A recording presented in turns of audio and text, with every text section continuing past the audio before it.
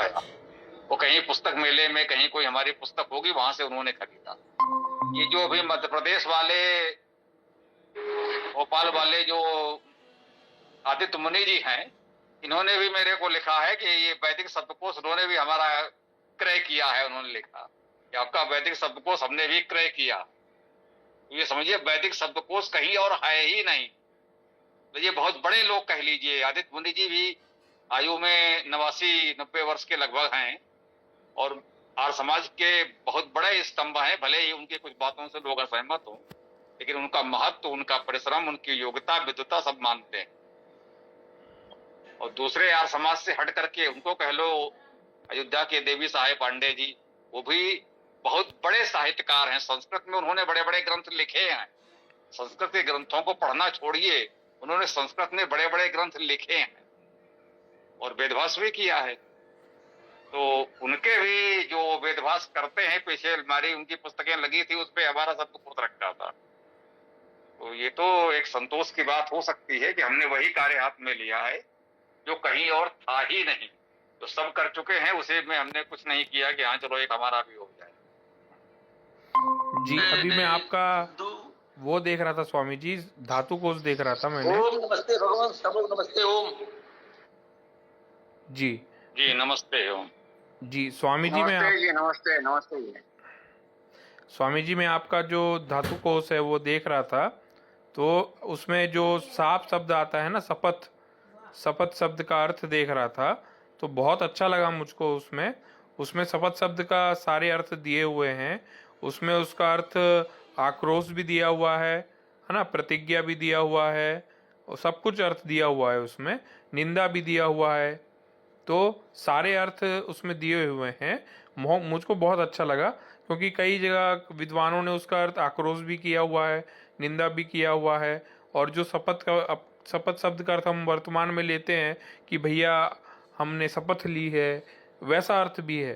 तो बहुत अच्छा लगा कि सारे अर्थ आपने उसमें दे दिए हैं। तो इसी से हम अनुमान लगा सकते हैं कि आपका कार्य कितना अच्छा है। बहुत अच्छा कार्य है स्वामी जी। जी अब यही है कि इतने सरल रूप में प्रस्तुत कर लिया, सब लोग सरलता से पढ़ ले रहे हैं। और नहीं तो परंपरागत प्राचीन ग्रंथों में यदि कहीं से पुस्तक मिल भी जाए तो पढ़ के किसी उपयोग में नहीं आएगा, समझ नहीं पाएंगे। अब यही वाला जो शब्दकोश है, मैंने क्या कहा था कि मुझसे पहले एक यही शब्दकोश, वैदिक शब्दकोश एकमात्र उपलब्ध है जो किसी ने प्रयास किया था। लेकिन अब क्या बताएं, वो भी उपलब्ध नहीं हो पा रहा है। लेकिन वो भी ऐसा नहीं है जो किसी के उपयोग में आए। वो सामान्य लोगों के, आप लोगों के उपयोग में नहीं आएगा। उसको हम जैसे लोग ही उपयोग कर सकते हैं, जो समझिए। जन सामान्य के लिए तो वो है ही नहीं। जो है भी, जिसको मांग रहे हैं कि हाँ वो कुछ हमारे उपयोग में आ सकता है, वो भी हमारे उपयोग का है, सबके उपयोग का नहीं है। सामान्य लोगों के उपयोग का तो हमारा ही है, ये तो निश्चित है। और ये भी देख रहे हो कि हमारे अलावा कोई उपलब्ध ही नहीं है, ये भी है। जी, और मैं एक चीज़ और कहना चाहूँगा कि ये छपना बंद कैसे हो गए अच्छे अच्छे ग्रंथ। तो इसका मेरे को कारण ये लगता है क्योंकि लोगों की रुचि है ही नहीं अब वेद पढ़ने की। जो कुछ लोग बचे हैं उन लोगों ने ही थोड़ा बहुत बचाया हुआ है। मैं एक उदाहरण देना चाहूँगा, वैसे तो समय हो चुका है अपनी कक्षा के विषय का, लेकिन ये मैं थोड़ा सा उदाहरण देना चाहूँगा। मेरे ही घर के पास में एक दुकान है, मैं उदाहरण बस दे रहा हूँ, मैं उससे तुलना नहीं कर रहा। मैं उन उधर गया था, मैं बोला भाई मेरे को दाबेली बहुत पसंद है, आप दाबेली दो, और आपके मेन्यू में भी लिखा है दाबेली। तो उन्होंने बोला दाबेली नहीं मिलेगी। वो बोले क्यों? मैंने पूछा क्यों? तो वो कहते हैं भैया दाबेली कोई खरीदता ही नहीं है, दाबेली कैसे मिलेगी जब कोई खरीदता ही नहीं है। तो मैं समझ गया भाई, जिसकी डिमांड रहती है मिलता वही है, नहीं तो वो समाप्त हो जाती है। ऐसे ही यहाँ कोई वेद पढ़ता नहीं है, बहुत कम लोग पढ़ रहे हैं इस देश में क्या पूरी दुनिया में। तो वेद और इसी प्रकार से शब्दकोश, धातुकोश, इस सब ग्रंथ को पढ़ने वाले बहुत कम हैं, इसलिए वो धीरे धीरे करके बहुत कम लोगों के पास ही है।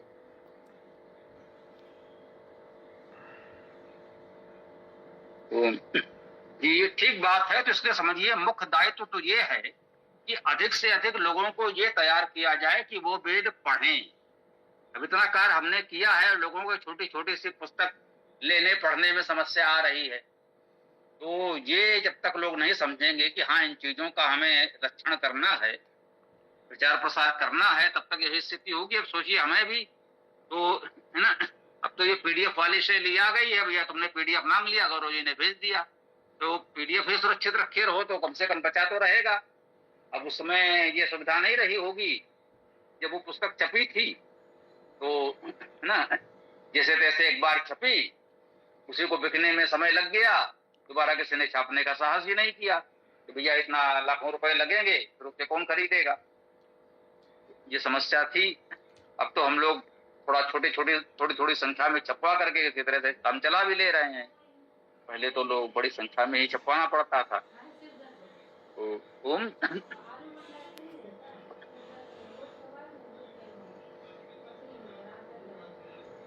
उसमें हो गया है, तो हम मंत्र आरंभ करते हैं।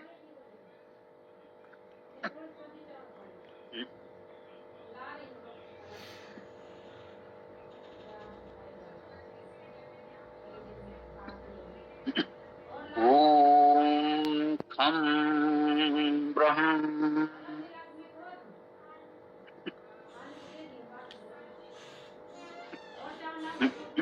ओम यम यम सूक्त, ये ऋग्वेद का अध्याय 10 सूक्त 10 है। इस यम यमी सूक्त के 6 मंत्र हम लोग कर चुके हैं। आज 7वें मंत्र पर चर्चा करेंगे।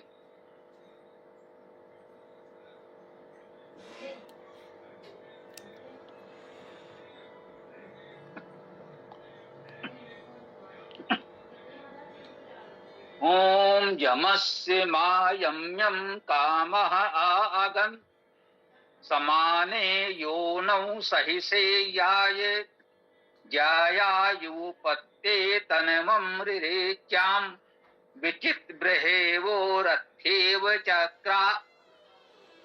कह रहे हैं यमस्य मायम्यम, यमस्य यम का, देखिए माँ है, इसको ध्यान देना होगा। आपको किया कराया अर्थ मिल जाता है तो उतना वो नहीं लगता। माँ का अर्थ नहीं, ये सामान्य रूप से होता है। वैदिक भाषा में कहीं कहीं माम अर्थात मुझको के अर्थ में माँ आ जाता है। यूं कहें कि माम का जो दूसरा माँ है, हलंत माँ है, अस्वर माँ है, वो लुप्त हो जाता। तो ये भी अर्थ करते समय थोड़ा सावधानी बरतनी होती है कि ये कौन सा है। ऐसे ना भी है, ना का अर्थ नहीं तो सब जानते ही हैं। वेद में ना का अर्थ उसके समान जैसा भी हो जाता है। जिसे कहा जाए इंद्रम ना अर्थात इंद्र के समान, तो इस प्रकार का अर्थ भी वेद मंत्रों में हो जाता है। तो इस पर भी हमें थोड़ी सावधानी तो बरतनी पड़ती है, ये आवश्यक है। यहां तो ठीक है, माँ का अर्थ नहीं होगा जो सामान्यता होता है। यमस्य मा यम्यम, यम का नहीं, यम्यम अर्थात यम को। यम का अर्थ हुआ यमनीय, यमन योग्य। यम का यमन योग्य नहीं, क्या? कामः, काम।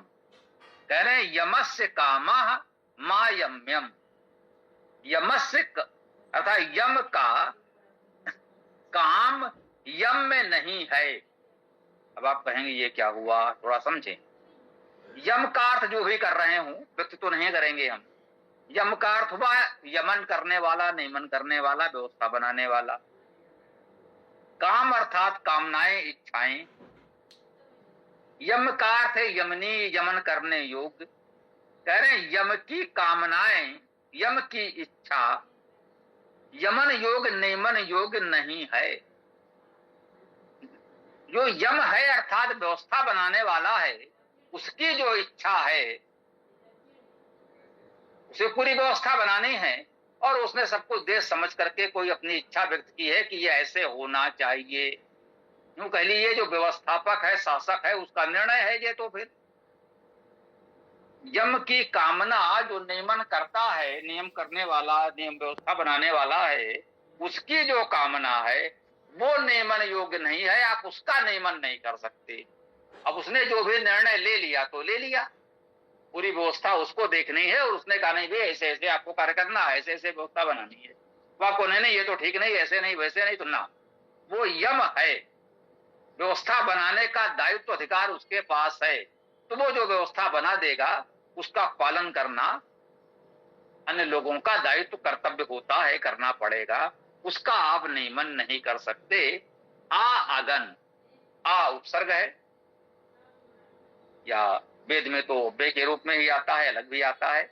आ सम्यक समन्ता, अगन माने प्राप्त हुआ, गम धातु का अर्थ जाना है, अगन का अर्थ गया।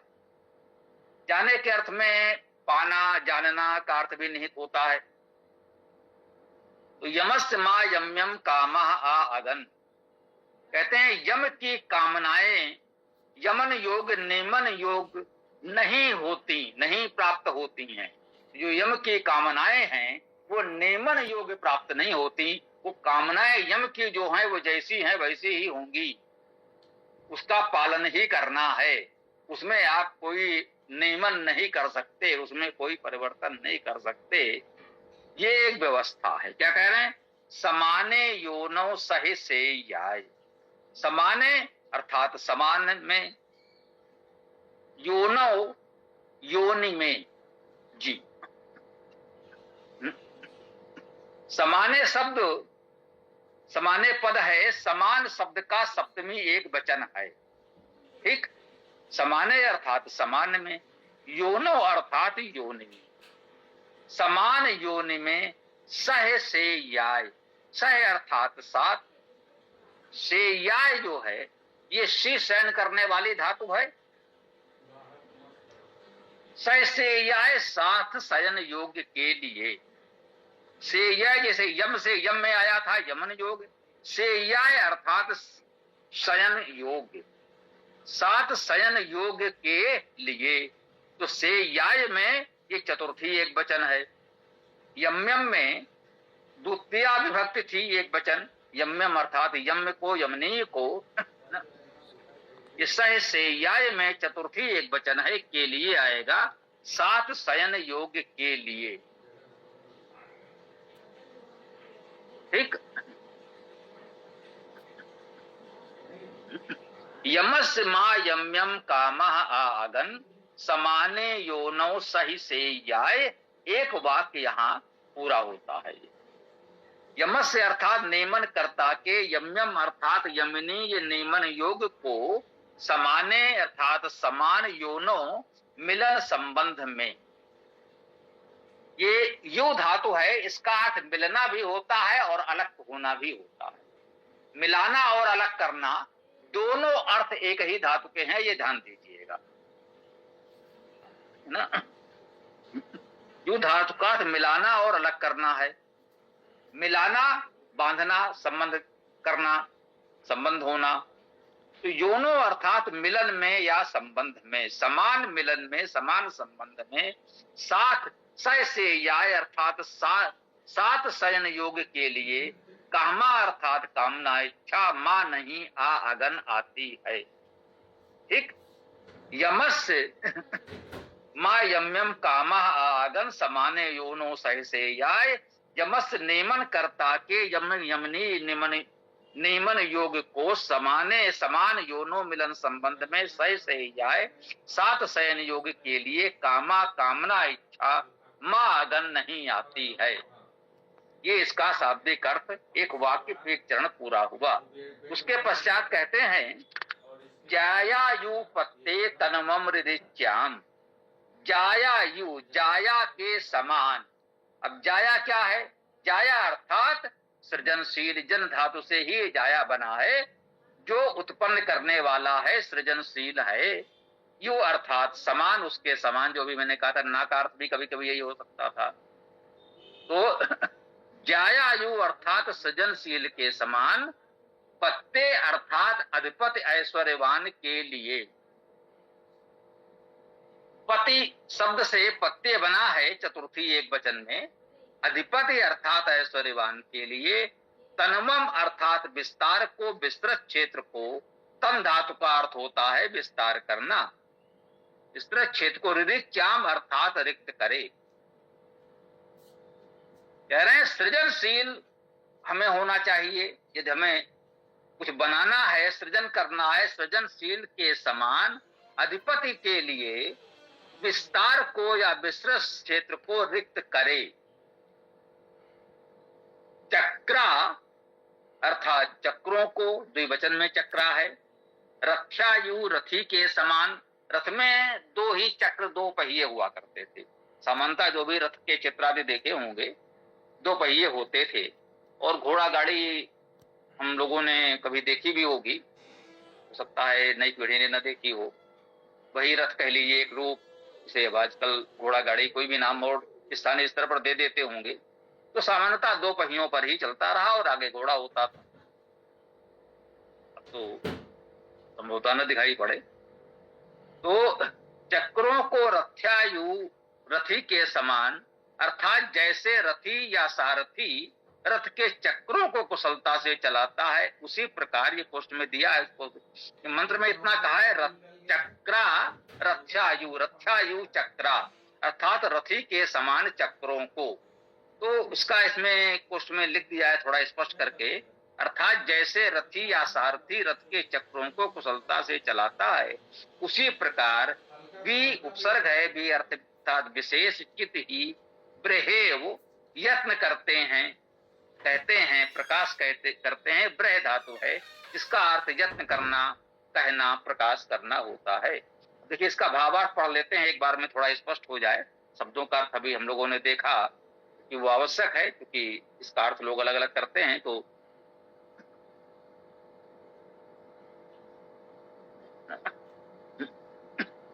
इस मंत्र का भावार्थ दिया है इस वेदांत पुस्तक में कि जो नियमन करता परमेश्वर के यमनीय हैं, अर्थात नियमन योग्य हैं, परमेश्वर के नियमन में रहते हैं, वे समान स्तर के मिलन संबंध में साथ शयन योग्य के लिए कामना इच्छा करें तो उनको यह नहीं प्राप्त होता है, अर्थात यह इच्छा पूर्ण नहीं होती है। परमेश्वर के प्रिय उपासकों को तो समाज के सभी स्तर के सभी वर्गों के लोगों के साथ समान रूप से संबंध रखना होता है। सृजनशील परमेश्वर के समान अधिपति के लिए विस्तार को अर्थात विस्तृत क्षेत्र को रिक्त करें। जिस प्रकार रथी चक्रों को इच्छित दिशा में चलाने के लिए विशेष ही यत्न करते हैं, उसी प्रकार हम भी अपने जीवन को सत्य मार्ग पर चलाने के लिए विशेष प्रयत्न करें। वो जो समान लोगों से संबंध की बात कही गई थी, वो इसमें स्पष्ट किया गया है कि यदि वे सोचें कि समान स्तर के लोगों से ही हम मिलन संबंध रखें तो ये उचित नहीं। पता नहीं कि बड़े लोग हैं, उनका अपना एक समाज है, बाकी लोगों से संपर्क नहीं रखते, तो कहते हैं जो परमेश्वर के नियमन में हैं, उनके उपासक हैं, उनको तो समाज में ये कोई भी स्तर का भेदभाव नहीं रखना चाहिए। जैसे आर्थिक स्तर है, पद प्रतिष्ठा की बात है, इस समय जाति की बात भी हो गई है। वेद के समय में जाति की समस्या तो नहीं थी, अब वो भी हो गई है। तो भाई ये ऊंची जात के हैं, नीची जात के हैं, वे धनी वर्ग के हैं, वो निर्धन हैं, वो तो इन बड़े बड़े पदों पर हैं, भाई इन लोगों के बीच की बात है, और ये साधारण लोग हैं। तो इस तरह का कोई भेदभाव न हो। यदि ऐसा सोचे कि हम केवल अपने समान स्तर के लोगों से ही संबंध रखें तो ये ठीक बात नहीं है, उनकी ये इच्छा पूर्ण नहीं होती। यदि आप परमेश्वर के नियमन में हैं, परमेश्वर की व्यवस्था में हैं, तो फिर ऐसी इच्छा न करें, वो पूर्ण नहीं होगी। ऐसी इच्छा नहीं करनी चाहिए।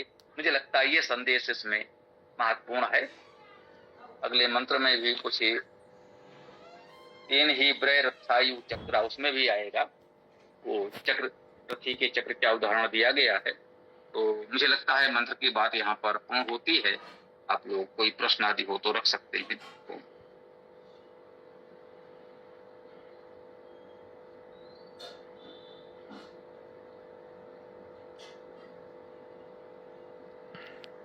जी, वेद प्रचार की बात हो रही थी अभी, तो मैं बताना चाहूँगा कि कुछ वर्ष पूर्व, लगभग 4-5 वर्ष पूर्व की बात है, मैं पतंजलि के सेल्समैन में मेरा लगभग तय हो गया था, मैं सेल्समैन बन गया था कुछ समय के लिए।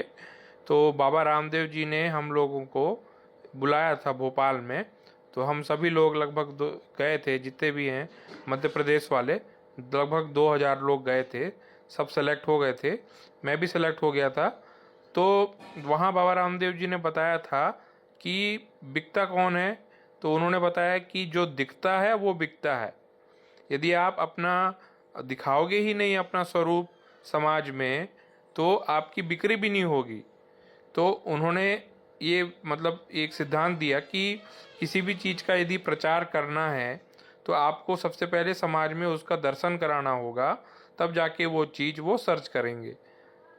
तो कहने का तात्पर्य ये है कि यदि हमको वेद प्रचार करना है, हमको वैदिक धर्म का पुनरुत्थान करना है, तो हमको रीच में आना पड़ेगा, लोगों के कुछ ऐसा करना पड़ेगा कि हम कम से कम दिखाएं तो सही कि भैया वेद इतने होते हैं, है ना, वेद क्या है, वेद के बारे में बेसिक नॉलेज, है ना, वेद के बारे में कुछ तो बोलना ज़रूरी है, क्योंकि जो दिखता है वो बिकता है। पूरा बिजनेस मॉडल इसी पे आधारित है कि जो दिखता है वो बिकता है और जो नहीं दिखता वो नहीं बिकता। तो ये सिद्धांत है, मैं यही समझाना चाह रहा था कि यदि हमको कोई चीज़ का प्रचार करना है तो हमको दिखाई देना ज़रूरी है, नहीं तो वो नहीं बिकेगा। और जैसे कि अभी ग्रंथों की बात कर रहे थे हम, कि राजवीर शास्त्री जी का जो पीडीएफ नहीं मिल रहा था, वो इसलिए नहीं मिल रहा है क्योंकि डिमांड ही नहीं है। जब लोगों को पता ही नहीं है कि राजवीर शास्त्री जी का एक बहुत अच्छा धातु कोश था, तो लोगों ने उसको खरीदना ही बंद कर दिया, और डिमांड नहीं होने के कारण वो बिके, मतलब छापने वालों ने भी बंद कर दिया और वो लुप्त हो गया। जी, ये तो सामान्य व्यवसायिक सिद्धांत है, दुकानदारी का मूल मंत्र है, जो दिखता है वो बिकता है। इसलिए सब लोग अपना काउंटर सजाते हैं, रखते हैं, सामने सामने जो भी आए उसको दिखाई पड़े, विज्ञापन प्रचार किया जाता है, ठीक है ना।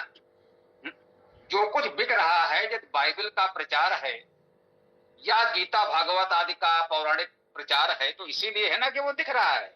गीता प्रेस जैसा एक प्रकाशन है जो बहुत सस्ते में अच्छे स्तर पर वो पुस्तकें केवल प्रकाशित नहीं कर रहा है, बल्कि आप देख रहे हैं देश भर में रेलवे स्टेशन पर आप उतरेंगे तो वहां पर उनका स्टॉल मिल जाएगा, बस स्टेशन पर उतरेंगे वहां मिल जाएगा, बड़े बड़े शहरों में रेलवे स्टेशन बस स्टेशन के अलावा भी उनका स्टॉल है, कानपुर में भी है, समझ रहे हैं ना। कानपुर आप स्टेशन पर उतरेंगे तब तो आपको मिलेगा ही मिलेगा, उसके अलावा भी नगर में अलग से गीता प्रेस की दुकान है, और ये केवल कानपुर में नहीं है, ऐसे पूरे देश भर में है। अब सोचिए कि देश भर में इतनी दुकानें हों आपकी, उन पर रखने के लिए पुस्तकें हों, अब कितनी दुकानें होंगी यही सोच लीजिए, लाखों नहीं तो हजारों तो होंगी ना। इन हजारों दुकानों पर यदि आप 5-5 पुस्तकें भी रखेंगे तो आपको 5-10 हजार पुस्तकें तो यही छापनी पड़ेंगी वहां पहुंचे, और इतनी पुस्तकें छापने का खर्चा चाहिए, पुस्तकें छापने का खर्चा और उन दुकानों को चलाने का खर्चा, दुकानें अपनी हैं, ठीक है ना। तो सोचिए कितना पैसा लगा है। बाबा रामदेव जी जो कह रहे थे वो ठीक कह रहे थे, वो अपने वस्तुएं बेचने के लिए बता रहे थे कि ये तो व्यवसाय का सिद्धांत है, जो दिखता है वो बिकता है ना। ये पेप्सी कोला कोल्ड ड्रिंक आज जो कही जाती है क्यों बिक रही है, आपके घर के पास की दुकान पर सामने रखी हुई है, उसका विज्ञापन प्रचार भी आता है, वो अपना देख देख करके लोगों के मन में भर गया कि हाँ ये भी कुछ है, और जब वो निकला तो दुकान पर सामने रखी है, अरे हाँ यार ये तो रखी हुई है, जरा देना तो भैया। वो लेने नहीं भी गया हो, देना तो, वो सामने दिख रहा है, अरे भाई कितना है, चलो भाई 10-20-30 रुपए है, व्यक्ति ने कहा चलो देखा जाए, धीरे धीरे वो एक चलन में आ गया। तो अब उसी की आवश्यकता है, यदि बाबा रामदेव जैसे लोग, जो कह सकते हैं, अब बात उन्हीं की करेंगे, आशा उन्हीं से करेंगे जो थोड़ा इस दिशा में हो, वो आर्य समाज के गुरुकुल में पढ़े हैं, कभी कभी आर्य समाज का दयानंद जी का नाम भी ले लेते हैं, वो सक्षम है, आज इतने सामर्थ्य है उनमें, यदि वो गीता प्रेस गोरखपुर जैसा एक वैदिक प्रकाशन बना लेते और वेद की पुस्तकों को इसी प्रकार से बड़े स्तर पर सस्ते में अच्छे स्तर पर प्रकाशित करके देश भर में ऐसे दुकानों में उसको पहुंचा देते तो घर घर वेद भी होता, है ना।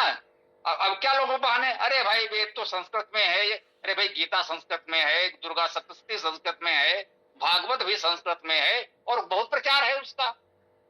समस्या संस्कृत नहीं है भाई, अर्थ वहां भी उसका किया हुआ है, अर्थ हम लोगों का भी किया हुआ है, वेद का भी। ऐसा तो है नहीं कि वेद का अर्थ नहीं है। ये नहीं कह रहा हूं मैंने ही कोई पहली बार किया है, हमसे पहले भी तो वेद का अर्थ था। ठीक है, हमने थोड़ा और उसको सरल किया और प्रामाणिक बनाया, हमारे बाद लोग उसे और अच्छा करेंगे, ये तो क्रम चलता रहेगा। लेकिन ऐसा तो नहीं कि हमसे पहले अर्थ था ही नहीं। बाबा रामदेव जी दयानंद जी का अर्थ ही इसी प्रकार से करके देश भर में प्रचारित कर देते तो लोगों के पास वेद होता। अब जैसे यही पुस्तक लुप्त हो गई, हो सकता है बाबा रामदेव ने अपने विद्यार्थी जीवन में कभी इसको पढ़ा भी हो। अब ये सोचते कि भाई इसको वो चाहें तो कहीं ना कहीं तो उसकी एक प्रति उनको किसी प्रकाशक के पास, किसी के पास खोजें तो मिल ही जाएगी और उसके पश्चात उसका प्रकाशन कर सकते हैं। लेकिन इस दिशा में कोई भी सक्षम व्यक्ति नहीं कर रहा है। अभी वही कहते देखिए कि इन परिस्थितियों में मेरे पास साधन नहीं है, फिर भी ईश्वर की कृपा से कहीं से थोड़ा बहुत सहयोग मांग करके इतना कार्य हमने किया।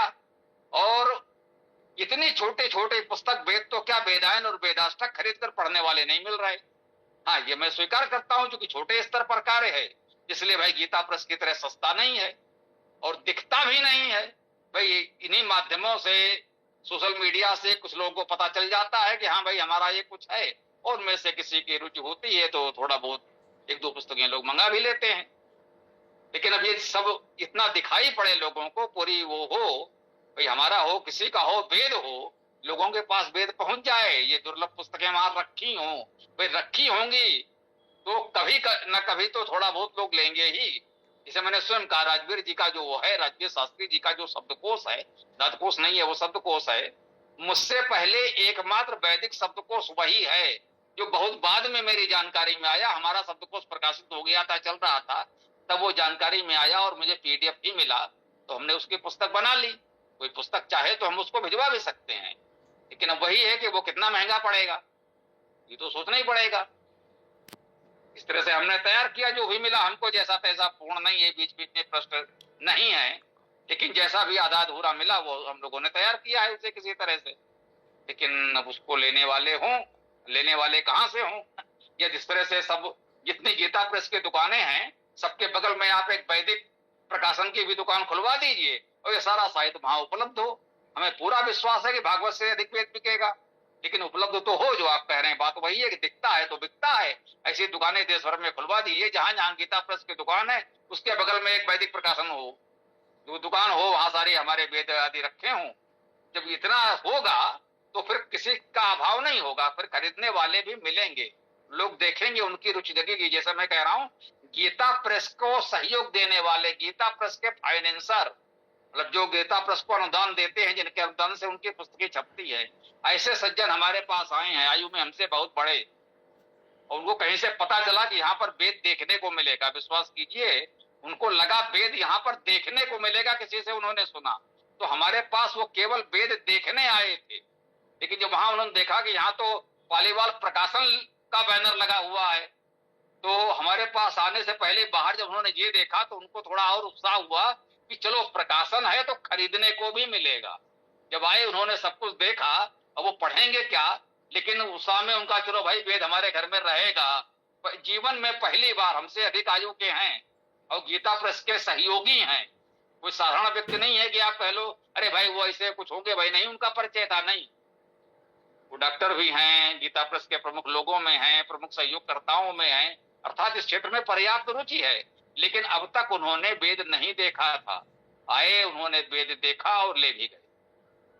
तो ये परिस्थिति है कि जब देखा तब तो ले गए, लेकिन अब दिखाई कैसे पड़े, हमारे कमरे में रखा है तो है ना, मेरे अपने घर में ही तो है, मेरे अपने कमरे में रखा है, और सोशल मीडिया से जो कुछ लोगों को जानकारी मिल पाती है तो मिल पाती है। तो आप सब लोग मिलकर प्रयास करें, जो सक्षम हैं वो कुछ ना कुछ पुस्तकें मंगाते रहें तो ये व्यवस्था आगे चलती रहे। मुझे यही लगता है कभी भी व्यवस्था जो कुछ चल रहा है, मान लीजिए जब ये बंद हो गई तो पुस्तकें आपको कहाँ मिलेंगी? यदि हम नहीं होंगे और आगे कोई व्यवस्था नहीं संभालेगा इसको, तो कल वही होगा कि फिर कोई चाहेगा भी तो नहीं मिलेगी। अभी उपलब्ध है तो लेने वाले नहीं है, और कल यदि कोई प्रयास भी करेगा, सुनेगा आप लोगों से कि हाँ ऐसा कुछ था या दिलाओ, कहाँ मिलेगी? अब पता नहीं किसके पास मिलेगी, अब तो कुछ रहा नहीं। तो एक व्यवस्था संस्था बन जाए तो आगे ये चलता रहे, लोगों को मिलता भी रहे। जी, मैं कुछ कहना चाहूँगा कि अभी देखिए दुनिया में बाइबिल सबसे ज़्यादा पढ़ने वाली किताब है। लोग बाइबिल बहुत पढ़ते हैं क्योंकि लोगों को ज़रूरत है अध्यात्म की, और वो कोई ना कोई पुस्तक पढ़ना चाहते हैं अध्यात्म की, तो बाइबिल पढ़ते हैं। और हम लोग यहाँ 1 अरब से ज़्यादा हिंदू हैं, सनातन धर्मी अपने आप को कहते हैं, लेकिन अपने बच्चों को वेद का नाम तक पता नहीं है उनको। कोई किसी से पूछ लें तो बच्चे से पूछो भैया वेद कितने होते हैं, तो वो बोलेंगे वेद क्या चीज़ है भाई, लोगों को नाम तक नहीं पता वेद का, वेद कितने होते हैं ये तक नहीं पता। केवल आर्य समाज और कुछ थोड़े थोड़े अन्य लोग ये बस वेद छाप रहे हैं, और केवल वो ही जानते हैं वेद के बारे में। बाकी स्कूल कॉलेजों में वेद के बारे में तो ना के बराबर ही जानकारी है। गलती शिक्षा विभाग वालों की भी है, गलती माता पिता की भी है कि वे लोग वेद का नाम तक नहीं जानते। अरे भैया नाम तक नहीं जानते, जब अपने बच्चों को आप दर्शन ही नहीं करवाओगे तो बात वही हुई ना कि जो दिखता है वही बिकता है। जब दिखाएंगे ही नहीं तो वो पढ़ेंगे नहीं, पढ़ेंगे नहीं तो पालन नहीं करेंगे, पालन नहीं करेंगे तो फिर वही बात हुई, इधर उधर से कहीं भी जो भी कोई साधु बाबा तांत्रिक और ये और वो जो कहेगा वो मानेंगे। विदेशों में तो बढ़िया बाइबिल पढ़ते हैं वो, उनको बचपन से समझाया जाता है ना, तो वो तो बढ़िया उन्नति कर रहे हैं, मतलब जैसे भी उनकी वो मान्यता है उनके हिसाब से वो उन्नति कर रहे हैं। और ये अभी पृथ्वी का डेटा निकालेंगे तो लगभग 80 से 85% लोग खुद को आस्तिक कहते हैं। 80 से 85% लोग मतलब आध्यात्म में जाना जाते हैं, मतलब डिमांड है, डिमांड की कोई कमी नहीं है। बस प्रचार कराने वालों की गलती है कि वो प्रचार ढंग से नहीं कर रहे। ये बिल्कुल ठीक बात है, वही तो समस्या है। कोई संस्था नहीं है जो वेद को लेकर चले। भाई हमारे यहाँ सबसे बड़ी संस्था गीता प्रेस है, उनके पास वेद होगा नहीं। दूसरी कोई संस्था बन नहीं पा रही है। और समाज भी इस तरह का कुछ कर नहीं पा रहा है। और समाजी केवल हवन करने में लगे हैं, उनको वेद पढ़ने में कोई रुचि नहीं है। बस वो सुहा सुहा करके मान लेते हैं उनका धर्म कार्य पूरा हो गया। वही कह रहे हैं कि अगर कोई साधन संपन्न व्यक्ति, ये महत्वपूर्ण है बताना कि हम लोग जो लोग जुड़े हैं, स्थिति ये है कि वेदायन क्या वेदाष्टक तक मंगाने पढ़ने पढ़ाने भर की सामर्थ्य नहीं है। यहाँ लोग अगर वेदाष्टक ही 10-20 करके मंगा लें, वेदाष्टक ही बड़ी संख्या में पहुंच जाए। पहले वेदायन ही चलाते थे, धीरे धीरे वेदायन बड़ी हो गई, थोड़ा वेदायन में भी मान लीजिए हो गया, तो फिर और छोटा करके वेदाष्टक कर दिया गया। वेदाष्टक भी पढ़ेगा, चारों वेदों के 8 सूक्त 52 मंत्र हैं, तो जो कह रहे हो चारों वेदों के नाम तो मिलेंगे कि हाँ चारों वेदों का ये पहला सूक्त, ये दूसरा, ये अंतिम सूक्त, ऋग्वेद का पहला अंतिम, ये सामवेद का पहला अंतिम, तो चारों वेदों के नाम और चारों वेदों के 2-2 सूक्त मिलेंगे। वेद से थोड़ा परिचित तो होगा, फिर कुछ लोगों की रुचि जगेगी तो वो वेदायन, और फिर उसके बाद जिसका साहस होगा वो यजुर्वेद सामवेद या कोई भी जितना कर सकेगा करेगा। लेकिन वेद से परिचय तो उसका पहले कराया जाए, बचपन से ही, सही से कहा जाता है प्रारंभिक परिचय, प्राथमिक स्तर पर वेद से परिचय तो कराएं। यहाँ वही नहीं हो पा रहा है। तो यही कह सकते हैं कि भाई सब लोग प्रयास करें, जितनी जिसकी सामर्थ्य है, ये छोटी छोटी पुस्तकें ही मंगा लें और बड़ी संख्या में चलने लगे। भाई कोई साहस करे, अधिक संख्या में छपवाने वाला कोई मिल जाए, खोज लो, किसी के पास साधन हो तो सस्ती भी हो जाए, वही कर सकते हैं हम लोग। तो भाई थोड़ी थोड़ी छपवा करके जैसे तैसे भाई आपके सहयोग से चला रहे हैं। हम स्पष्ट कह देते हैं कि भैया थोड़ी संख्या में छपती है, इसलिए मूल्य अधिक होता है, क्या करें भाई, अब वे लगता है तो करना पड़ता है। तो जैसे भी ये चल रहा है, प्रयास करें थोड़ा लोगों तक पहुंचे, अच्छी बात है। और बाकी का काम जातिवादी लोग कर देते हैं। बाबा रामदेव को भी शंकराचार्य ने कहा था कि यार तुम जातिवादी लोग, मतलब शंकराचार्य जातिवादी हैं, वो उन बाबा रामदेव से कह रहे थे कि वेद पढ़ने का अधिकार केवल ब्राह्मणों को है, बाकी लोगों को नहीं है। तो बाबा रामदेव जी भी बोले कि भैया महर्षि दयानंद जी ने औषधि दे के गए हैं, वेद पढ़ने का तो अधिकार सबको है। अब शंकराचार्य जैसे बड़े नामी लोग जो कि कहते हैं कि हम सनातन धर्म के सबसे बड़े लोग हैं, वो खुद कह रहे हैं कि केवल ब्राह्मण लोग ही पढ़ सकते हैं वेद। तो भैया अब तो कुछ हो नहीं सकता है ऐसे में, जातिवादी विचारधारा में, कि केवल ब्राह्मण पढ़ेंगे बाकी लोग कुछ नहीं करेंगे, तब तो फिर हो गया, बंटाधार हो गया फिर। देखिए, ब्राह्मण पढ़ेंगे, यदि ब्राह्मण भी पढ़ रहे होते तो ये पुस्तकें लुप्त नहीं होती। ब्राह्मण भी करोड़ों है ना देश में ना। समस्या ये है कि वो स्वयं भी नहीं पढ़ रहे हैं, एक बात। दूसरी बात, ये शंकराचार्य और बाबा जी जो भी बोलने दीजिए उन्हें। मैं ये कह रहा हूं कि रामदेव जी जैसे समर्थ लोग, आज उनके पास हजारों करोड़ की संपदा है, इतनी बड़ी व्यवस्था है, क्या वो गीता प्रेस जैसा एक प्रकाशन संस्थान नहीं बना सकते? वो सच्चा में बना सकते हैं। हम तो अपने 2-4 परिचितों से थोड़ा थोड़ा भीख मांग करके इतनी बड़ी व्यवस्था चला रहे हैं, फिर भी इतनी पुस्तकें हम आपको उपलब्ध करा रहे हैं। ठीक है, भले ही थोड़ा उसका मूल्य अधिक हो, लेकिन उपलब्ध तो है।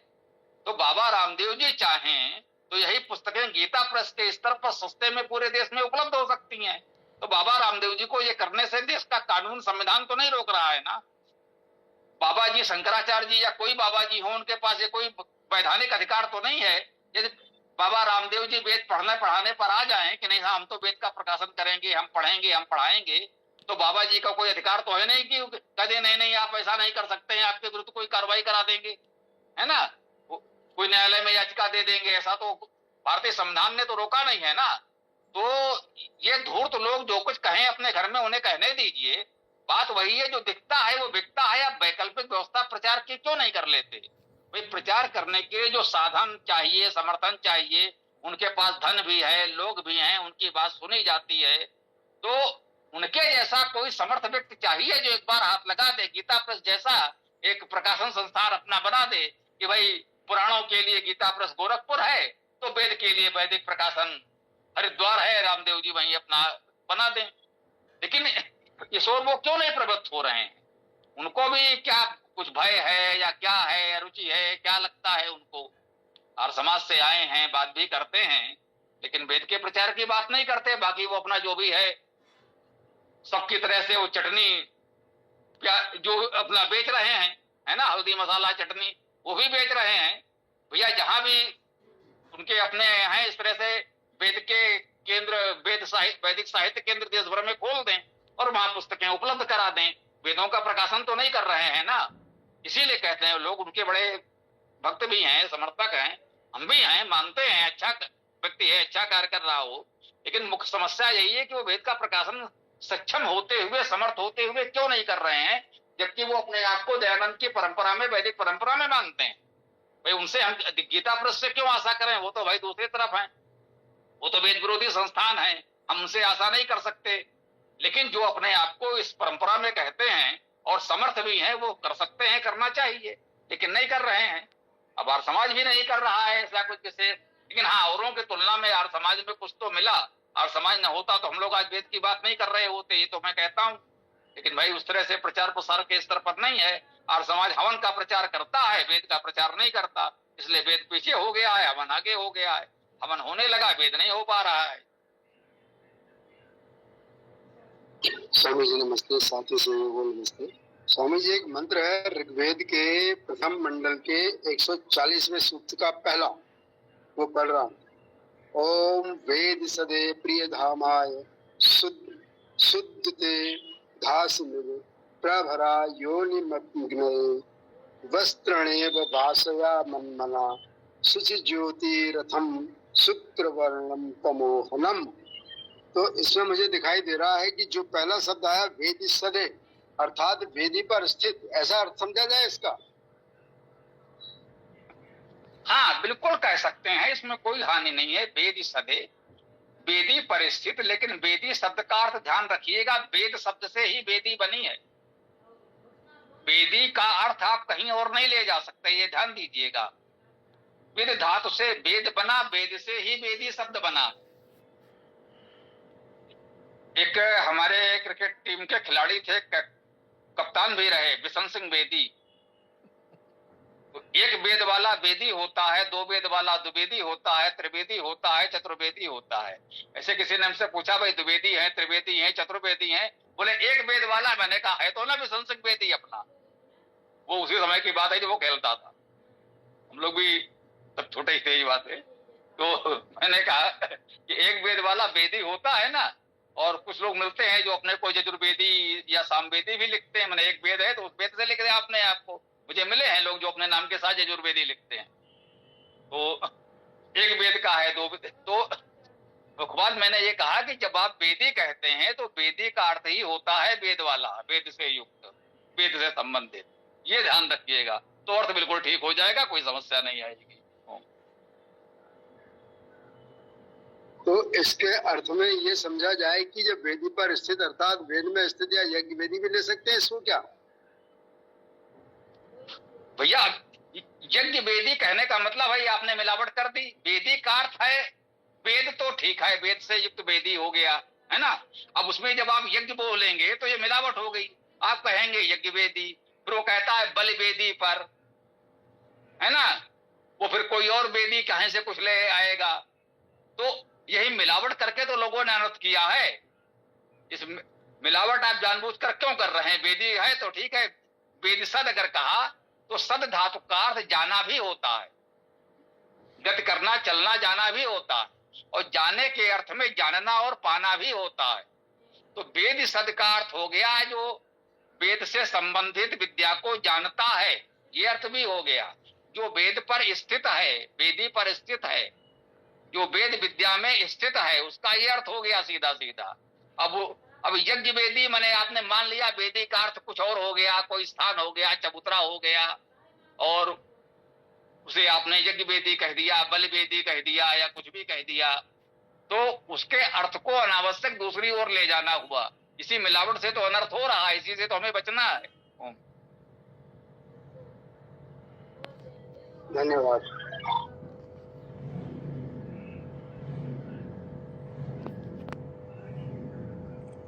जी, तो मैं अपने बारे में बता देता हूँ। कुछ समय के लिए मैं सेल्समैन बन गया था पतंजलि का, लेकिन समय इतना कंजेस्टेड हो गया था कि मेरे को थोड़ा सा भी समय नहीं मिल पा रहा था वेद पढ़ने का। तो मेरे सामने दो चीज़ें आ गई थी कि या तो मैं कर्म करूं, कर्मयोग, या मैं छोड़ दूं और वेद पढ़ूं। तो उस समय मैं चूँकि सांख्य दर्शन पढ़ रहा था जहाँ पे लिखा था ज्ञानात मुक्ति, तो मैंने कर्म छोड़ दिया, मतलब वो सेल्समैन की जॉब छोड़ दी, और मैं वेद पढ़ने के लिए सेल्समैन की जॉब छोड़ के मैं घर ही में आ गया और उनको बता दिया भैया मेरे को ज्ञान प्राप्त करना है, इसलिए सेल्समैन की जॉब छोड़ के मैंने घर से ही अब वेद पढ़ना स्टार्ट कर दिया, क्योंकि सांख्य दर्शन में लिखा था ज्ञानात मुक्ति।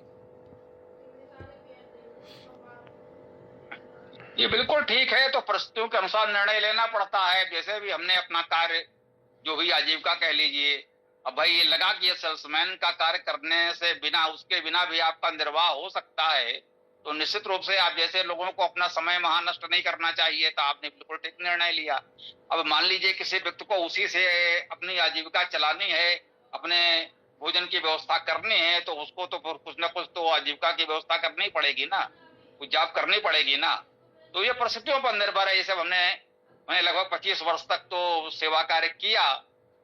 फिर जो भी परिस्थितियां बनी, मन में हुआ कि अभी तो हम ये कार्य कर रहे हैं, भाई मन में बचपन से है, पढ़ भी रहे हैं, लिख भी रहे हैं, लेकिन पूरी तरह से उस पर लग के इतना नहीं कर पा रहे थे, तो वहां से हम मुक्त हो गए, छोड़ दिया, और तब से पूरी तरह इसी में लगे हैं, तो इतना कार्य हो गया आपके समझ है।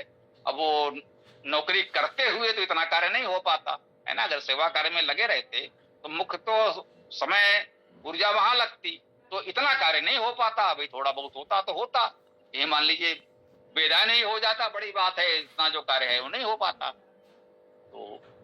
तो परिस्थितियों बस यार जो साहस करें, तो ईश्वर की इच्छा थी, एक निर्णय हो गया और ये कार्य हो गया, तो आपका निर्वाह हो रहा है, छोड़ दिया, अच्छा किया। अब जिसकी व्यवस्था है उसी से उसे निर्वाह करना है, तो फिर क्या करें, करना पड़ेगा।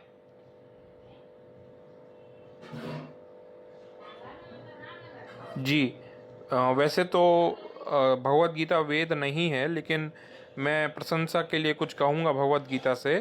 भगवत गीता में लिखा है कि हजारों में एक व्यक्ति ऐसा होता है जो अध्यात्म की दिशा में आता है, इसी प्रकार का कुछ श्लोक है, याद नहीं आ रहा। हजारों में से एक व्यक्ति अध्यात्म की ओर बढ़ता है, और उन हजारों में से भी एक व्यक्ति जो होता है वो ईश्वर की तरफ बढ़ता है, और उसमें से भी एक व्यक्ति होता है जो ईश्वर को प्राप्त करता है। तो मैं स्वामी जी से मतलब स्वामी जी उन हजारों लाखों में से एक व्यक्ति हैं जो वेद की तरफ आए हैं। और क्योंकि ईश्वर को प्राप्त करना तो लाखों में से एक व्यक्ति को प्राप्त होता है, और ईश्वर को प्राप्त करने के बाद फिर वेद की ओर भी प्राप्त होना तो भी और लाखों में से एक व्यक्ति को होता है। तो स्वामी शरण जी लाखों करोड़ों अरबों में से एक व्यक्ति हैं जो ईश्वर और वेद का प्रचार कर रहे हैं। ये भगवत गीता से भी सिद्ध होता है। तो स्वामी शरण जी को मेरा लाख लाख प्रणाम है कि आप ईश्वर और वेद के इतने बड़े ज्ञाता हैं और प्रचार कर रहे हैं। आप जैसे लोग बहुत रेयर हैं, बहुत दुर्लभ हैं। धन्यवाद। सब लोग इस वेद कार्य में अपना अपना थोड़ा थोड़ा योगदान दें तो ये परिश्रम सार्थक है, और शेष तो ठीक है, सबके लोगों की शुभकामनाएं हैं, सो चल रहा है। प्रशंसा नहीं, आवश्यक है कि इस कार्य को आगे बढ़ाया जाए, जितना जिसकी सामर्थ्य है थोड़ा सा लोगों को जोड़ें, लोगों तक पहुंचाएं। वेद नहीं तो वेदायन, वेदायन भी नहीं तो वेदाष्टक, कोई भी किसी स्तर पर तो वेद लोगों तक पहुंचाएं। इतने में जितना सहयोग जिससे बन पड़े ये हम कहेंगे कि मंगा लें और लोगों को पढ़ें और पढ़ाएं, अपने पास रखें। 10-20 पुस्तकें, लोग आए देखें, भाई कोई ले जाए उससे कुछ ले लीजिए, भाई निःशुल्क जो आपका बहुत घनिष्ठ है, आपको लगता है ये पढ़ेगा तो निःशुल्क भी दे सकते हैं। अन्यथा भाई प्रयास करें भैया, अगर आपको वास्तव में लेना है तो कुछ दे जाओ। उसी से व्यवस्था आगे बढ़ाते रहें, थोड़ा सा लोग तक पहुंचे तो अच्छी बात है।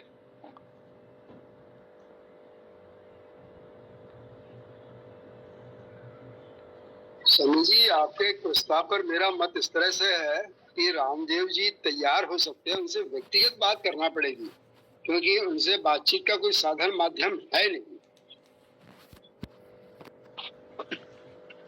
आपको लगता है रामदेव जी इस बात की प्रतीक्षा में है कि हरीश जी आकर मुझसे कहें तब मैं करूं? जिनका उनसे संपर्क है, जो लोग उनसे बात कर सकते हैं, उन लोगों ने बात की होगी, या इतना विवेक उनके पास भी होगा। ये बात मुझे अटपटी हास्यास्पद लगती है। कुछ लोग कहते हैं कि भाई हाँ, प्रधानमंत्री जी को इस विषय में लिखो तो वो करेंगे, रामदेव जी से बात करो तो वो करेंगे। भैया आप चाहे जितना प्रयास कर लो, जो उन्हें करना है वही करेंगे। आपके हमारे कहने से ये लोग कुछ ना करेंगे, जो वो करना चाहते हैं वही करेंगे। वो इतने विवेकशील हैं, इतनी जानकारी उनके पास है, इतनी समझदारी उनके पास है, जो उनको उचित लग रहा है वो कर रहे हैं। हमारे आप के कहने से कुछ ना करेंगे, इसीलिए हम आप उनसे बात कर भी नहीं पाएंगे। कर नहीं पाएंगे मतलब समझे, वो हमारे आप जैसे लोगों से बात करेंगे ही नहीं, क्योंकि उन्हें मालूम है ये लोग आकर के इस तरह की बात करेंगे, क्या लाभ इनसे बात करने का। तो वो ऐसे लोगों से बात नहीं करते। कोई ऐसे लोगों से ही बात करता है जो वो बात करे जो वो सुनना चाहते हैं। जो वो नहीं करना चाहते हैं, वो बात जो करेगा उसकी बात वो नहीं सुनेंगे, या मान लीजिए। क्योंकि मुझे जानकारी मिली है कि उन्होंने कुछ गुरुकुलों के पुनरुद्धार में और उत्थान में सहयोग किया है, तो उससे मुझे आशा लगी कि यदि उनसे अपना कोई व्यक्तिगत संपर्क हो पड़ता है, जिसमें कि उनसे आधा पौन घंटे की चर्चा हो जाए, तो संभवतः वो उसके वेदों के प्रकाशन पर विचार कर सकते हैं। भैया मैंने कहा ना, उनको इतनी समझ है, वो स्वयं गुरुकुल में पढ़े हैं, आर्य समाज की परंपरा में मानते हैं, दयानंद जी का नाम भी लेते हैं, तो उनको इतना जानकारी है। वो अबोध बालक नहीं है कि आप उन्हें समझाएंगे जाकर के, ठीक है ना। और जो गुरुकुलों आज के उद्धार की बात है, भाई गुरुकुल में पढ़े हैं, ये सब बड़े लोग जो हैं ये सब दिखावे वाले कार्य करते हैं। लोगों का प्रयास ये होता है कि कार्य न हो, लेकिन दिखावा होता रहे कि हम ये कर रहे हैं, देखो भाई गुरुकुलों के लिए कर रहे हैं, उनके लिए कर रहे हैं, लेकिन ये कोई ठोस कार्य कभी ऐसा नहीं करेंगे जिससे वेदों का प्रचार हो। आज समाज के गुरुकुलों में भी कितना वेद पढ़ाया जा रहा, क्या वेद की कितनी व्यवस्था है, वही वो करेंगे, पर हवन करेंगे। ये लोग वही हैं, वो कहीं आया था ना, बहुत चर्चा में आया था, तो आप क्या करेंगे, बोले हवन करेंगे, हवन करेंगे, हवन करेंगे। कई बार मैं सुन चुका हूं नेताओं के बहस में भी ये एक जुमले की तरह प्रयोग हो जाता है, तो भैया क्या करेंगे, बोले हवन करेंगे, हवन करेंगे, हवन। हास्यास्पद बना दिया गया है हवन।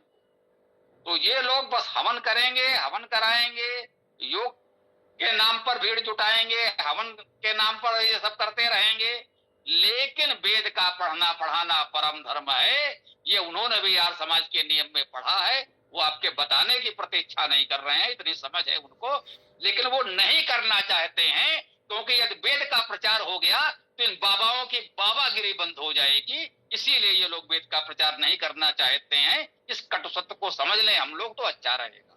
ये जितने हैं बाबागिरी, है ना, यदि वेद घर घर पहुंच गए तो ये बाबागिरी सबकी बंद हो जाएगी। उनमें ये बाबा जी भी हैं, और बाबा जी तो हैं, वो हैं ही हैं, उसमें ये बाबा भी सम्मिलित हैं कि वेद के प्रचार से इनकी बाबागिरी भी बंद हो जाएगी। इसलिए ये नहीं चाहते हैं कि वेद का प्रचार हो, इस कटु सत्य को स्वीकार कर लें।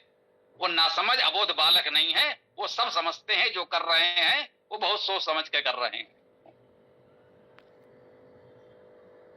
जी, व्रात्य सूक्त में अथर्ववेद कांड 15 में व्रात्य अर्थात व्रतमय जीवन वाले चारों वेदों के ज्ञाता विद्वान का इतना महान वर्णन आया है। वहाँ पे ये भी वर्णन आया है कि तदस्यो विद्वान व्रात्यो अतिथि, मतलब उसका अर्थ ये है कि व्रात्य कहाँ गया, राजा के पास गया। तो वहाँ पे ये लिखा है परमात्मा ने कि राजा अपने से अधिक श्रेष्ठ मान करके व्रात्य का सम्मान करे, अर्थात वो राजा से भी श्रेष्ठ होता है।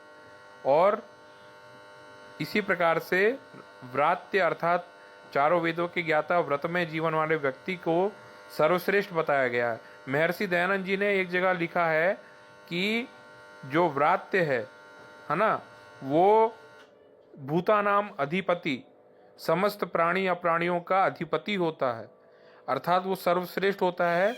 उसकी जो है सेवा शुश्रूषा करना सबका धर्म होता है।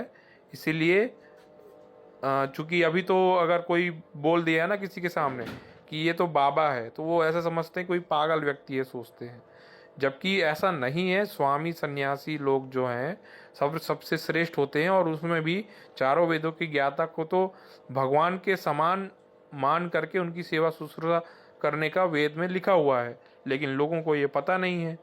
हाँ, वैसे कुछ लोग जो हैं मानते तो हैं, लेकिन चारों वेदों की ज्ञाता सन्यासी, चारों वेदों की ज्ञाता विद्वान व्यक्ति बहुत रेयर हैं, वो मिलते बहुत मुश्किल से हैं।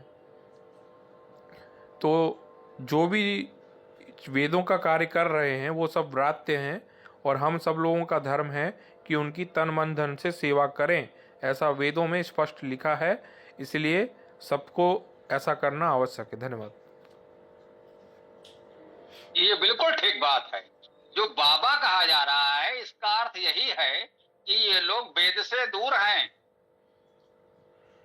वो बाबा वेशधारी हैं, वो दूर से हाँ भाई ये बाबा हैं, लेकिन उनका वेद से कोई लेना देना नहीं है। वो वेद पढ़ने पढ़ाने में नहीं लगे हैं। उन्हीं की बाबागिरी पर संकट हो जाएगा। वेद उनकी बाबागिरी के लिए संकट है। ये अवैदिक हैं, उनका उद्देश्य केवल लोगों से जैसे तैसे धन अर्जित करना है, अपना व्यवसाय बढ़ाना है। वो चाहे जो हो, चाहे वो अपने आप को कोई जगत गुरु कहते हो, चाहे अपने आप को वो किसी तरह का कोई साधु सन्यासी नाम देते हो। दयानंद जी ने लिखा है कि जो लाखों साधु घूम रहे हैं बने हुए, इनमें से कोई इस योग्य नहीं मिलेगा। वास्तव में ये तो इस लायक हैं कि इनसे मजदूरी कराई जाए। पढ़िए, दयानंद जी ने लिखा है, इतने साधु जो हैं, यदि ये वास्तव में होते वैदिक संत उस दृष्टि से, तो आज देश की ये दुर्दशा नहीं होती। ये सब बस लोगों को बाबा वेश धारण करके ठगने वाले हैं। ये सबके सब ठग हैं, ऐसा माना जाना चाहिए। उनके लिए मैं कह रहा हूं, स्पष्ट रूप से कह रहा हूं, भाई जो वेद के पढ़ने पढ़ाने में लगा हो वो तो परम पूज्य होता ही है, उसमें तो कोई संदेह ही नहीं है। उसको तो भगवान की उपाधि दी जाती है, उसको भगवान का संबोधन दिया जाता है, वो ऋषि होता है। तो ऋषि हमारे यहाँ पूज्य हैं। व्रात्य कह लीजिए, कोई शब्द दे दीजिए वेद की भाषा में, वो वेद का आचार्य है, ऋषि है, व्रात्य है, या कोई और भी शब्द आया होगा, तो वो पूज्य है। लेकिन इन लोगों को वेद पढ़ने पढ़ाने में कोई रुचि नहीं है। इनको बस यही है कि जैसे तैसे लोगों से धन ऐंठना है। तो ये वो वैदिक रिश्ता तो नहीं है ना, ये तो मानना पड़ेगा। और कहने को क्या है भैया, तुम्हें कोई एक पर्चा पोस्टर बैनर छपवाओ, उसमें अपने आप को युग ब्रह्मर्षि लिखवा दो, तो भारत के संविधान में कोई रोक तो है नहीं, कोई भी कह सकता है। बहुत लोग लिखाए घूम रहे हैं, हमको मिले हैं, ब्रह्मर्षि हैं, युग ब्रह्मर्षि हैं, और जाने क्या क्या है, महर्षि हैं, जाने कितने मिल रहे हैं। उनको ऋषि महर्षि शब्द का अर्थ नहीं पता है, लेकिन वो ब्रह्मर्षि हैं। अब क्या किया जाए, उनका हैं, लोग मिले हैं, टहल रहे हैं बहुत सही सही। जी, सत्याप्रकाश में महर्षि दयानंद जी लिखते हैं कि जो सन्यासी ब्रह्मचारी लोग वेद नहीं पढ़ते वो बकरी के गले के स्तन के सदृश हैं।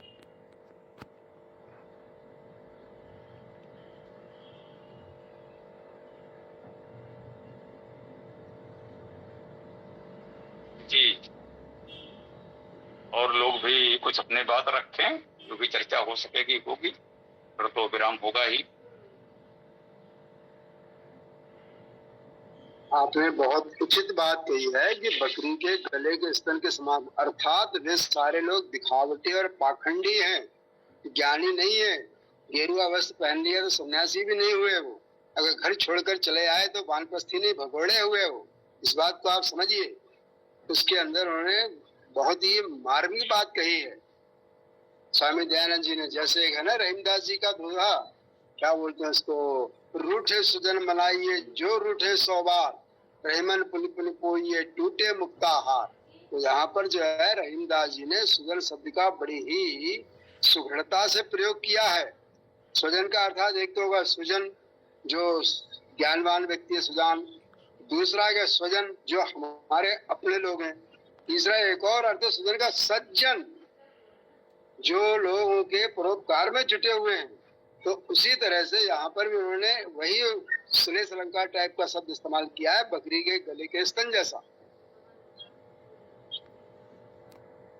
स्वामी जी मेरी इच्छा है कि यदि ये सूक्त समाप्त हो जाए तो एक बार कम से कम एक सूक्त तो ले ही दिया जाए, व्रात्य सूक्त का, अथर्ववेद कांड 15 से या फिर अथर्ववेद कांड 9 सूक्त 6 से।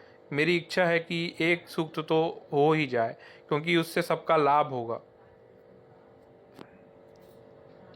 बिल्कुल लिया जा सकता है। वेदायन में भी व्रात सूक्त है, यजुर्वेद कांड 15 का 11वां सूक्त है संभवतः वो, ये वेदायन में है। और जो कहें वेदायन का पहला संस्करण मुझे लगता है लगभग 20 वर्ष पहले, 20-22 वर्ष पहले प्रकाशित हुआ होगा। मतलब इस शताब्दी के आरंभ में ही 2002-3 के आसपास ही वो आया था, वेद सूक्तायन के नाम से। कुछ लोगों के पास होगी भी ये पुस्तक। वेद सूक्तायन में चारों वेदों के प्रथम और अंतिम 8, उसके अलावा 7 सूक्त छोटे छोटे दिए गए थे, केवल 15 सूक्त थे। उसमें भी ये व्रात सूक्त है, ये मैं कहना चाहता हूँ।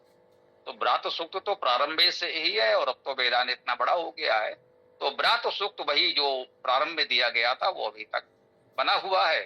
क्रम से आएगा तो कर ही लिया जाएगा, यदि इच्छा होगी तो इसके पश्चात बीच में भी लिया जा सकता है, ऐसा कोई क्रम नहीं। एक बार तो वेदायन हम लोग पूरा कर ही चुके हैं, चाहेंगे तो इसके बाद भी ले लेंगे, या जब से चाहें ले लेंगे, कोई इसकी बात नहीं है, ले सकते हैं जी। इस सूक्त के बाद ले लीजिए स्वामी जी, क्योंकि व्रात्य के नाम पे भी बहुत संशय होता है कि व्रात्य किसको कहें किसको ना कहें। क्या व्रात्य का अर्थ सन्यासी होता है? यदि सन्यासी होता है तो कौन से सन्यासी, चारों वेदों के ज्ञाता सन्यासी या कोई भी सन्यासी? इस टाइप के प्रश्न आते हैं। इसलिए इस सूक्त के बाद व्रात्य सूक्त कोई भी एक ले लीजिए, ताकि अच्छे से समझ में आ जाए कि व्रात्य कौन होता है, अच्छे से समझ में आ जाए। जी ठीक है। वेदायन में व्रात सूक्त एक तो है ही, वो ले लेंगे। संभवतः 11 मंत्र हैं उसमें, जो भी सूक्त है तो देख लीजिएगा, वेदायन में है, पढ़ लो और ले लिया जाएगा, कोई बात नहीं है, कर लेंगे। धन्यवाद स्वामी जी महाराज, बहुत बहुत धन्यवाद।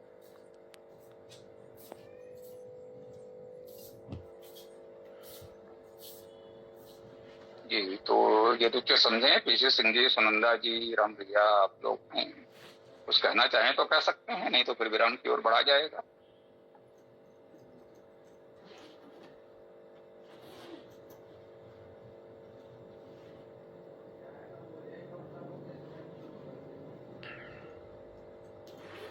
ये पीसी सिंह जी, आपका माइक खुला था लेकिन कुछ सुनाई नहीं पड़ा, पता नहीं आप कुछ बोले कि नहीं। हाँ, माइक खुला है लेकिन कुछ सुनाई नहीं पड़ रहा है।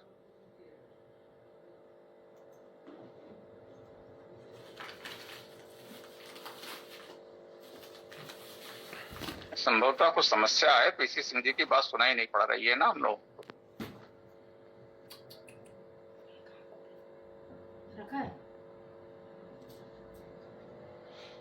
इसका अर्थ है वो हमारी बात सुन पा रहे थे लेकिन उनकी बात हम नहीं सुन पाए।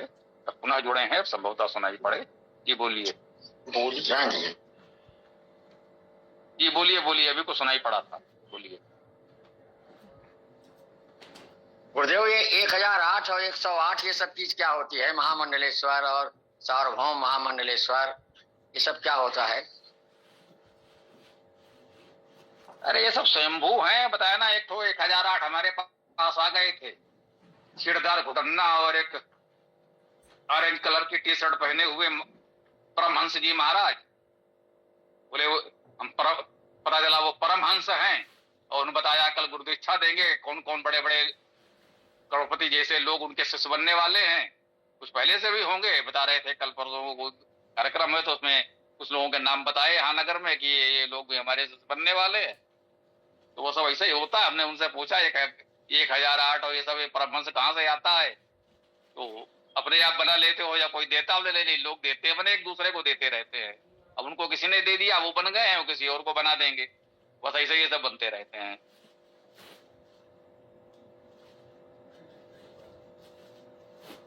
जी धन्यवाद गुरुदेव। कि वही बात है, कोई संविधान में कोई व्यवस्था तो है नहीं। हम ही आप एक दूसरे को कुछ भी कहने लगे।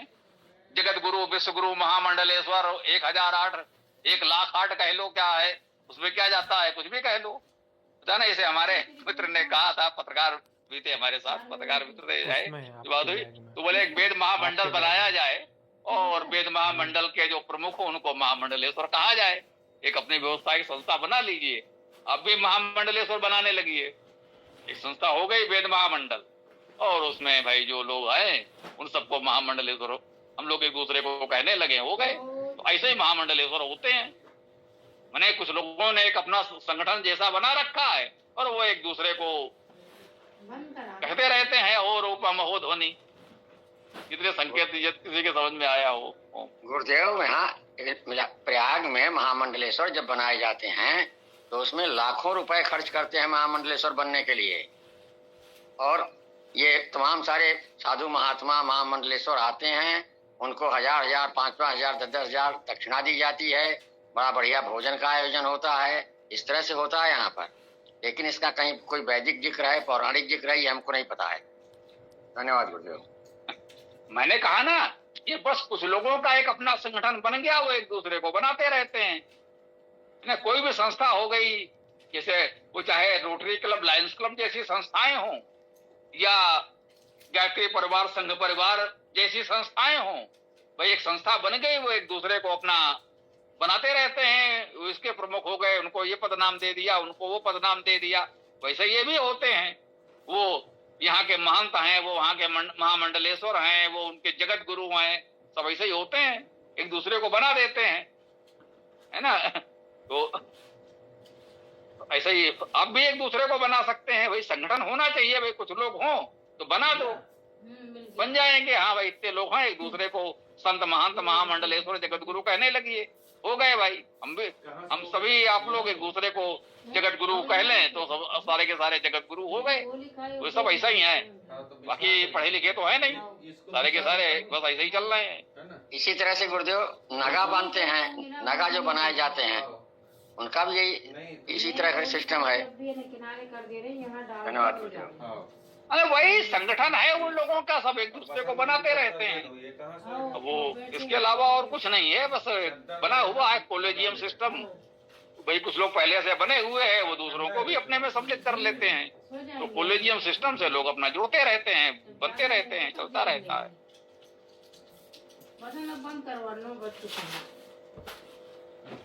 अभी जैसे आपने कार्यक्रम कराया था ना बुद्ध पूर्णिमा वाला, तो उस समय आपने अपने जिस किसी भी साथी को बुलाया होता वहाँ पर वाचन पाठन के लिए, तो आप उसका प्रचार भी कर सकते थे।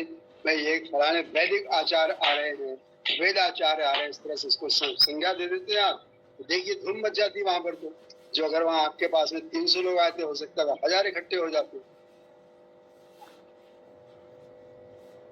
हाँ, सब प्रचार तंत्र की बात है, इसमें कोई संदेह नहीं है। और प्रचार के लिए वही बात है, धन की बात है। ये धन तंत्र और उससे उपजा हुआ प्रचार तंत्र सब उसी का खेल है। भाई आपके पास धन हो, बहुत अच्छा प्रचार करें, और किसी को भी आपने बुलाया कि वहां से भोपाल से फलाने महामहिम महामंडलेश्वर महर्षि आ रहे हैं और उनको तामझाम के साथ आपने वहां पर बैठाल दिया। अरे होता तो व्यक्ति ही है ना, और एक माहौल बन गया कि हाँ भाई इतने बड़े वहां से आ रहे हैं, तो बस सब ऐसे ही चलता है। तो देख लीजिए समय हो रहा है तो जो जितनी दूर से आता है उतना ही बड़ा ज्ञानी होता है गुरुदेव। जितनी दूर से अधिक दूरी का व्यक्ति होगा तो अधिक से अधिक ज्ञानी होगा, ऐसा लोग मानते हैं। धन्यवाद गुरुदेव। हाँ, आप उसको कहा जाता है दूर के ढोल सुहावने, आन गांव का सिद्ध, वो इसी तरह की बातें हैं कि भाई उसका एक सूत्र ये लोगों ने भी निकाला हुआ है, बताया है। ये आचार्य श्री राम शर्मा ने कहा कि भाई जैसे वो संस्था है, आप अपने यहाँ कार्यक्रम करेंगे और आप बैठेंगे मंच पर, अरे हाँ ये तो वही है, ठीक, और है ना, तो अपने किसी दूसरे के शाखा से बुला लीजिए, दूसरे नगर से बुलाइए और कहिए साहब इनको जो है गुरुदेव ने भेजा है, संत कुंज के बहुत बड़े विद्वान है, वहां किसी को पता नहीं, आप उनको बुलाइए और उनके नाम से उनको बुला लीजिए कि भाई ये महान विद्वान हमारे पधार रहे हैं, और उनके यहाँ जाइए तो वो आपके बारे में यही कहेंगे। तो इस तरह से व्यवस्था बनाते रहिए, चलता रहेगा। तो वो सिस्टम यही है, सारी पूरा व्यवस्था तंत्र यही है। और जैसे कि बताने कि हमारा संपर्क तो कई संस्थाओं से इस तरह से रहता है, तो वो लोग बताते हैं तो ये सब करना पड़ता है। ये सब न करें तो व्यवस्था चलेगी नहीं, क्योंकि यार समाज ये कार्य उस रूप में कर नहीं पा रहा है ठीक से। ये भी है, ये लोग आपस में ही खंडन मंडन करने में लगे, दूसरों का तो छोड़िए। अभी ये तो एक पक्ष है कि वो दूसरों का खंडन करते हैं। स्थिति ये है कि यार समाज के जो तथाकथित विद्वान हैं, जो थोड़ा बहुत भी पढ़े लिखे हैं, वो आपस में ही एक दूसरे का खंडन मंडन करने में लगे रहते हैं। तो सारी ऊर्जा तो उनकी इसी में नष्ट हो रही है। वेद प्रचार क्या करेंगे? कोई दूसरे को सम्मान देने को तैयार ही नहीं है। जो भी आता है वो दूसरे को कहता रहे, तो ये बिल्कुल बेकार है, किसी काम का नहीं है। मतलब औपचारिक सम्मान भी मंच पर नहीं देंगे, अनौपचारिक बात तो एक अलग बात है। भाई व्यक्तिगत रूप से मिलो तो जैसे भी बात कर लो, एक औपचारिक रूप से सार्वजनिक रूप से लोगों के सामने तो एक दूसरे का उचित सम्मान करो, वो भी नहीं होता है। तो इसीलिए ये दशा है, तो वो तो होगा ही। तो मुझे लगता है चाहे तो वेद पाठ करके समापन कर लें, और क्या, समय तो हो ही गया जी। वेदाष्टक पाठ आरंभ कर रहा हूँ, अन्य भी इसमें जुड़ सकते हैं। ऋग्वेद प्रथम मंत्र।